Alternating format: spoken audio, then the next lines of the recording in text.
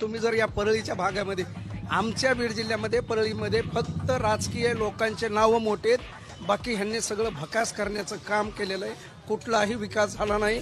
एक प्रकल्प मला सांगावा इथल्या या लोकांनी की इथं 1500 लोक कायमस्वरूपी त्यांना रोजगार उपलब्ध होईल एखादा प्रकल्प झालेला सांगावा. असे कुठले प्रकल्प झालेत का की 1500 लोकांना रोजगार मिळेल वगैरे असा प्रकल्प? आणि कर्नाटकमध्ये परळीची वीट जाते आणि वीट इथं परळीमध्ये पाहायला गेलं तर 1500 ते 1600 वीट भट्ट्या तुम्हाला इथं आढळून येतील. एवढ्या मोठ्या प्रमाणामध्ये या ठिकाणी राखेपासून वीट बनवायचा उद्योग आहे आणि त्याच्यामध्ये हजारो लोकांना या ठिकाणी उद्योग मिळतोय. आणि ही सर्व किमया नामदार धनंजय मुंडे या ठिकाणी उद्योग युवकांसाठी आता आमच्या थर्मल पॉवरच्या राखाच्या प्लांटमुळे आमच्या इथं कमीत कमी 700 ते 800 वीटभट्टी आहेत.